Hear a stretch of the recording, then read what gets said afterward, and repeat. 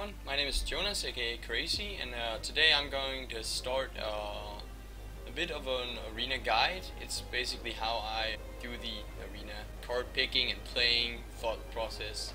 I'm not saying that this is specifically the best way to play arena, it's just my ideas on how you could get at least a bit better at it, and if anything you could get some new thoughts on how to make your thought process through the arena runs. It all depends on your playstyle, and it all depends on the current meta, because even though you don't get specific, you can't really choose to have, for example, 2 hexes. There's still kind of a meta in the arena, and there are some classes who reach up a bit higher. So first of all, this is the first episode, and here I'm just gonna talk a bit about the classes, how I see them currently doing in the arena, because there are some, for example, with the passives and with their spells compared to the basic cards. The warrior I see is a bit weaker class in the arena, and that's because his passive it's not useless, but it's nearing the useless area, because you don't really get anything except for health. So you can't progress the board. You don't really get anything that helps you win the game unless you have shield slams in your deck, which is kind of rare because it's an epic card and you don't really get that many epic cards during an arena run. So the warrior itself, at least the passive, is not the best, but he has some cards that make him strong. For example, he gets the charger, 4/3 charger, and it's a Quakron something. He's pretty strong. He gives great traits. Then we have the shaman. His passive is one of the best currently. Gives you the possibility of spell power, so you don't actually have to get any spell power minions for your spells to be better when you're playing a shaman. That means you often can go for not picking that many spell power giving minions, even though you have lightning bolts and fucking lava bursts and shit. So he's one of the better classes. And he also has one of the best removal spells, Hex. So he has the potential of being one of the better classes in arena. And I tend to play him a lot because he has the opportunity to give minion Wind Fury and finish games that way. The rogue has trading potential, but her passive is kind of weak in the sense that it doesn't really help much unless you get deadly poisons, which is also a rare thing because you can't really get to choose specific cards. If you manage to get a deadly poison or even one of the minions that scale with weapons, the smith, Spiteful Smith, I think, you're set for greater, but there is the possibility of not getting anything, and then your passive is pretty much useless except if you're meeting a paladin where you can remove his minions. The paladin's passive is basically like the shaman, but it's a bit weaker in the sense that even though it's not random, you get the weakest totem pretty much, because the taunt totem has some potential use, and the healing totem has potential use, and the spell power totem is insane, where the 1/1 is pretty much just the buffable minion, which means the paladin can be a great buffer, which is one of the ways you can play him in arena. But paladin passive is not the best, but it does work, and it helps you a lot because minions are important in arena, especially when you're a paladin. The hunter, his passive is basically the counter warrior, but the thing about his being so great is that in arena you usually don't get the best cards, at least not the best combo of cards, so sometimes you'll be using your passive way more than you would in a regular game when you're laddering. So the hunter passive is pretty much one of the strongest one in my opinion.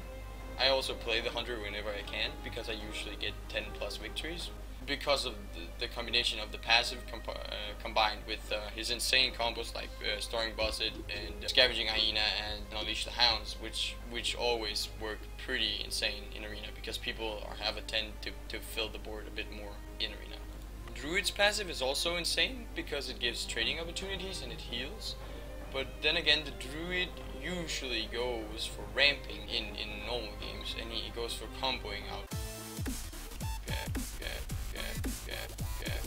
when killing people. If you get the combo, the Druid class can be insane, but otherwise I usually tend to not go for it because I think he's going too much to have. He usually ends up having 1 or 2 strong minions on the board, and they don't trade that well because if the opponent has 4 minions and he has removal, he'll just remove your good minions and he'll trade upwards and get like 2 for 1. Now he has 2 minions, you have no minions. and he doesn't really have any great AoE except for Starfall, and it's not really that good. It's basically a bad Consecrate for 1 more mana. So I think the Druid is kind of underpowered at the moment, in Arena, that is. The Warlock is one of the better classes as well. He has strong removal, he has potential of getting big cards and great trades, and he has one of the best passives in the game, allowing him to draw cards while taking damage. But in Arena, your health is not as threatened as it usually is, and even in constructed play, the Warlock is one of the better classes, with Handlock or Sulak being the top picks at the moment. The Mage is also one of the better classes. Again, we're talking about getting a lot of minions on the board, where taunts are great, usually are great, but the Mage has the opportunity to just sneak past them and get some big fireballs and frostballs in your face.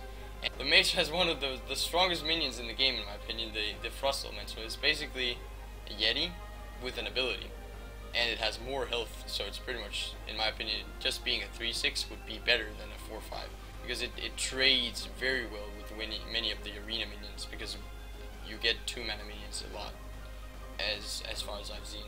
And it trades up with strong creatures because it just slows them down and kills them the next turn. And if you have a fireball, you trade very well. The Priest, he has the same problem as the Warrior, with his passive being kind of useless most of the time.